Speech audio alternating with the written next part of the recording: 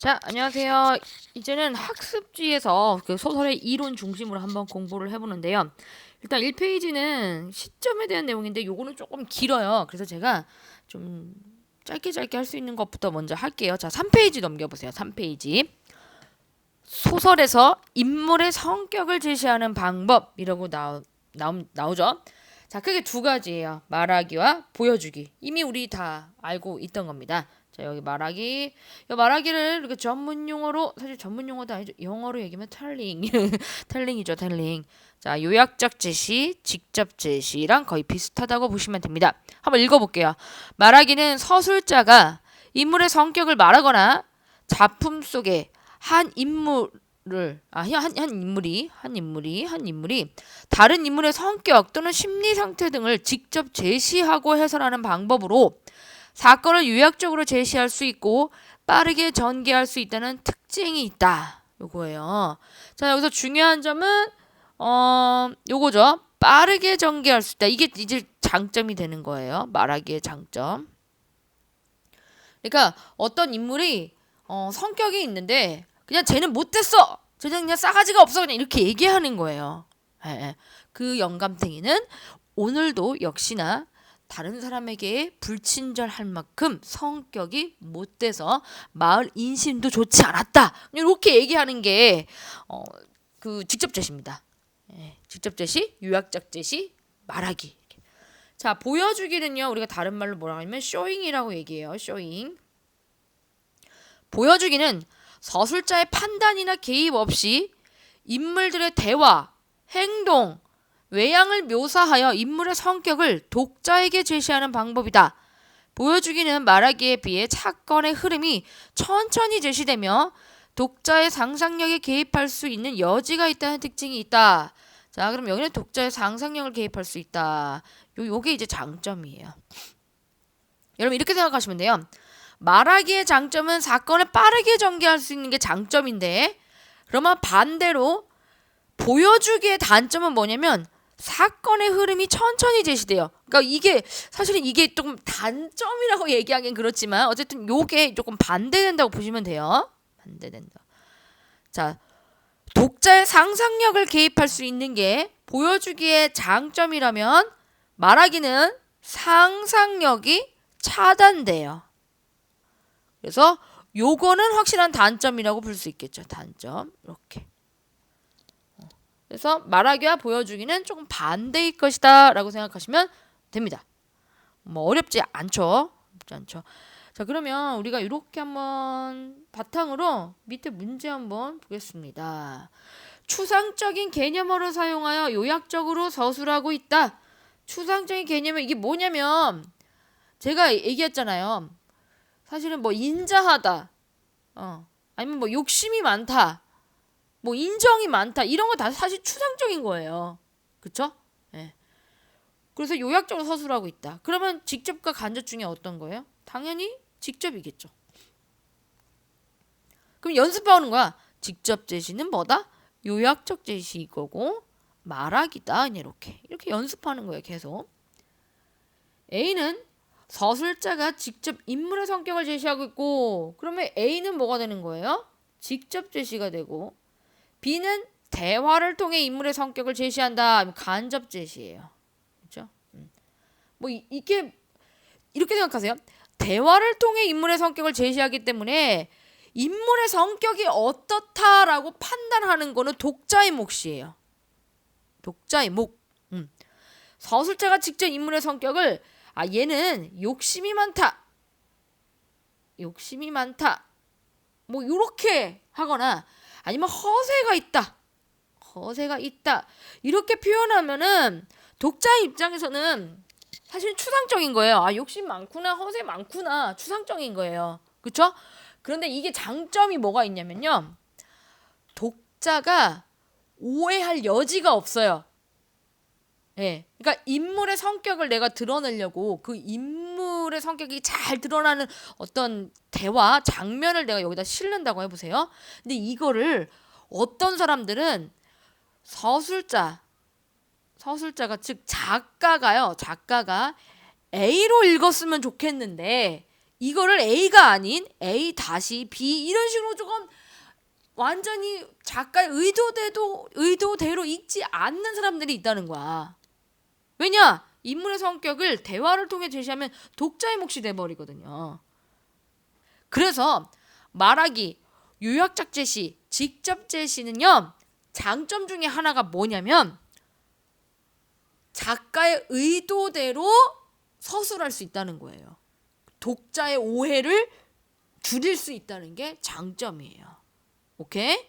그래서 작가의 의도를 더 잘 전달할 수 있다. 그게 여기서 나오는 거예요. 독자가 인물에 대해서 오해하지 않게 해서 작가가 작가의 의도를 독자에게 직접적으로 전달하는 게 바로 말하기의 매력이에요. 자, 대화를 통해 인물의 성격을 제시한다. 그럼 판단은 독자의 몫이야. 그럼 우리가 어떻게 생각해야 돼? 대화를 말이야. 대화를 가지고 인물의 성격을 짐작하려면은 내가 평소에 어떤 봤던 인물하고도 매칭도 시켜야 되고 그냥 평소 가지고 있는 나의 가치관도 사실 개입이 돼요. 그쵸? 그렇게 하다 보니까 재미있어 사실. 상상하는 재미가 있고 그리고 그 독자의 이 판단도 조금씩 달라. 다르니까 서로 대화하면 야 너는 여기서 허세가 없다고 생각한 거야? 야 그게 뭐 허세야. 이 정도면 다 요즘 사람들 그렇지. 좀 다르게 읽을 수 있다는 거야. 그러면 너는 허세가 아니라고 생각해? 난 아니라고 생각해. 난 맞다고 생각하는데 이거 자체 뭐야? A라는 독자, B라는 독자, C라는 독자가 들어가서 이게 뭘까? 이 사람 인물의 성격이 뭐지? 라고 판단하고 추론하고 짐작하려면은 상상력이 들어가야 된다는 거지. 알겠어요? 네. 가는 대화를 중심으로 이야기 전개했다. 아우 대화잖아. 그럼 뭐예요? 간접이에요. 간접. 그 다음 서술자가 아들과 어머니 그리고 며느리의 행동과 대화를 통해 보여주고 있다. 이거 뭐예요? 간접 제시죠. 간접 제시. 자, 요거 하고요. 제가 좀 예시를 조금 더 보여주면서 여러분들 이해가 좀 더 쉽게 한번 해볼게요. 기다려보세요. 자, 여기 보세요. 제가 이제 두 가지인데요. 사실 같은 상황을 가지고 보여주기와 말하기를 한번 구분을 이렇게 창작한 거예요. 이런 식으로 응대할 거라면 단단하게 역정내며 온갖 욕을 퍼부은 과장의 말에 민우는 내내하며 연신 핸드폰을 붙잡고 고개를 숙였다. 한숨을 쉬고 불어버린 라면을 먹으며 그는 눈물을 삼켰다. 오늘도 그는 외로웠고 고단했으며 이 하루를 살기 위해 치열했지만 남는 것은 허무한 뿐이었다. 자, 어떤 제시야? 딱 봐도 직접 제시죠. 직접 제시. 직접 제시는 무엇이다? 텔링, 말하기. 자, 그러면 뭐다? 이거는 요 말하기. 말하기 방식. 자, 요거를 요약적 제시. 요약적 제시. 자, 요 요약이라는 말 대신에요. 이렇게 해도 돼요. 해설적 제시라는 말이 나올 수도 있어요. 해설. 인물의 심리에 대해서 서술자가 그냥 해설을 해버리니까. 자, 해설이라는 말 대신 또 설명적 제시라는 말도 쓰여요. 자, 또 때로는 논평적 제시라는 말도 쓰여요. 논평. 그죠? 논평. 그러니까 인물의 성격이 이래라고 얘가 얘기하니까요. 서술자가. 때로는 분석적 제시라는 말도 쓰입니다. 분석적 제시. 그래서 요게 이제 요약이라는 말 대신에 서술자가 인물의 성격에 대해서 해설하고 있다. 직접 설명하고 있다. 논평하고 있다. 아니면 인물의 성격을 분석하여 제시하고 있다. 분석적으로 제시하고 있다. 이게 다 똑같은 말이에요. 그러니까 비슷해요. 그러니까 쓰이는 뉘앙스가 좀 차이가 있지만 일단은 이런 용어들이 나오면 해설, 설명, 논평, 분석 이런 용어가 나오면 직접 제시를 떠올리시면 되는 거예요. 자, 이제 볼게요. 아니 몇 번을 말해? 최선을 다하라 했잖아. 네네. 이런 식으로 할 거야? 대체 몇 번째야? 네네. 민우는 연신 핸드폰을 붙잡고 고개를 숙이며 같은 대답을 반복했다. 정신 차려 이 사람아! 끊어! 빌어먹어. 저런 새끼를 참 밥이나 처먹을 정신이나 있는 뚝뚝. 이야, 좀 당해본 사람이 쓴 것 같지 않아요? 여기 보세요. 이런 식으로 응대할 거면 단단하게 역정내며 온갖 욕을 퍼부은 과장의 말에 민우는 내내 하며 연신 요거 요 두 줄이면 끝날 거를 지금 좀 길게 지금 표현이 됐어요. 자, 요렇게 제시한 건 제가 지금 대화죠, 대화. 대화. 여러분, 뭐가 더 여러분들한테 생생하게 느껴져요? A예요, B예요? B죠. 그쵸? B죠? 예. 자, 요 B를 보면요. 여기에서는 이제 과장의 성격이 온갖 욕을 퍼부은 거, 단단하게 역정돼. 사실 뭐 과장의 성격을요, 이 부분에서도 사실 이렇게 나타나진 않았어요. 그냥 과장의 행위만을 이렇게 표현한 건데, 요거를 딱 보면은 어떤 느낌이 드냐면은 몇 번 말해? 최선 다하라 했잖아. 이런 식으로 할 거야. 대체 몇 번째야? 하면서 막 이런 식으로 욕을 해. 그치? 인물의 대화를 딱 봤을 때 여기서 과장은 그렇게 독자한테 뭐 욕했나 보지? 그냥 이 정도야. 이 정도인데 지금 B를 보니까 여러분 어떤 느낌 들어요? 과장 좀 너무한 거 아니야? 약간 그런 생각도 들고, 그치? 어떻게 뭐 저런 새끼? 뭐 처먹을 정리, 어머 이런 말을 어떻게? 약간 민호 편에 약간 쓰는 그런 느낌도 들죠, 그렇죠? 예. 자, 조금 더 어떻게 해요? 생생하게 인물의 성격이 좀 더 그 생생하게 묘사가 되고 있죠. 생생하게. 그러니까 생생하게 조금 더 우리가 더 이 민호라는 인물에 공감할 수도 있고 이 장면 자체를 생생하게 마치 뭐 보듯이 연극의 일부분을 내가 지금 보고 있을 때 드라마 지금 한 장면 보는 것처럼 느껴지는 거지. 그치? 그렇게 되면은 과장 저런 놈이구나. 조금 더 직접적으로 이렇게 알 수 있고 민우가 이렇게 좀 알 수 있고 제가 좀 직접적으로 알 수 있다는 이 표현은요. 서술자가 직접 설명하는 그 직접이랑은 달라요. 이건 뭐냐면 독자가 요거를 가지고 어떻게 하는 거야? 판단을 하는 거야. 판단. 그럼 판단을 하려면 어떻게 돼? 상상해야 돼. 상상. 나도 모르게 이 장면을 머릿속에 상상하게 되어 있어. 그러면서 자연스럽게 이 과장이랑 비슷한 인간들을 막 떠올린단 말이야. 그치? 그래서 요렇게 하면은 어떤 점이 좋으냐? 조금 더 생생하게 와닿기 때문에 인물의 성격을 오히려 독자가 더 잘 파악할 수 있는 때도 있어요. 그쵸? 예. 그러니까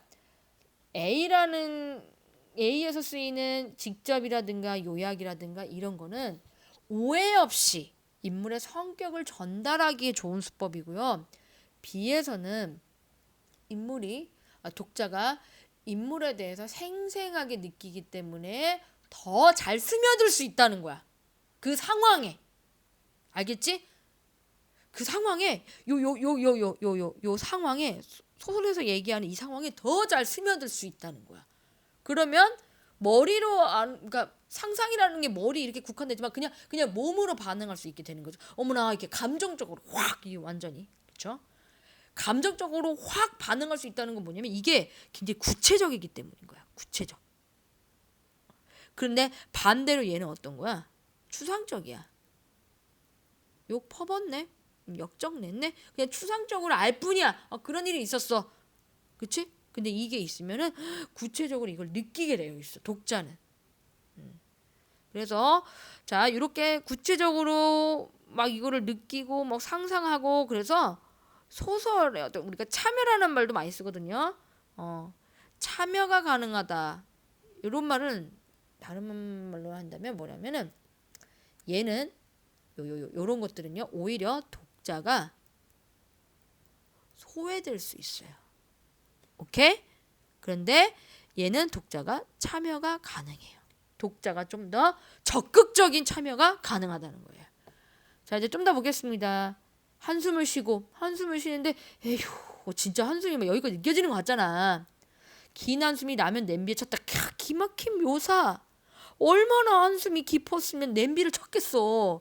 이거 이런 식으로 표현 못한다고. 아주 생생하잖아. 그렇죠? 누가 보는 것도 아닌데 민망한지 주변을 두리보다 못다. 일이 시간이 됐나? 말한다. 회사에서도 그는 한 소리 들으면 주변을 두리번거리다. 일이 시간이 됐나? 민망해하면 자리를 뜨곤 했다. 이거는 뭐 제가 좀 더 넣었어요. 내내라는 말만 한 것 같은데 30분이나 흘렀다. 믿기지 않았다. 다 불어버렸군. 온전한 라면 먹기도 힘들어. 이전 같으면 안경을 벗고 후후 불며 헐레벌떡 먹었을 테지만 지금은 식은 우동 면발을 우거적 입에 묵 구겨 넣고 있었다. 채! 그는 웃음이 나왔다. 팅팅 부른 우동의 꼴이란. 생각하다 뚝! 라면 국물에 떨어지는 눈물. 아니 왜 눈물이 나지? 나도 참. 눈물을 훔치며 그는 하루를 생각했다. 너도 외롭니? 그는 자신의 외로움에 뭔지 모를 모멸감을 느꼈다. 치열하게 살았단 말이다. 치열하게. 외로움은 그에게 당황스러운 그 자체였다. 아니 외로움이 문제가 아니다. 허무했다. 허무함. 요 근래 퇴근에 냉장고 문을 열 때마다 그는 차가운 냉기와 함께 가슴속 허무함이 뼛속까지 밀려왔던 것이다. 이야. 추상적, 구체적. 확 보이죠? 그렇죠? 요거 하면서 같이 독자 상상. 그렇지? 자, 상상하면서 구체적으로 막 이거를 몸에 느끼면서 어떻게 적극적인 참여. 그렇지?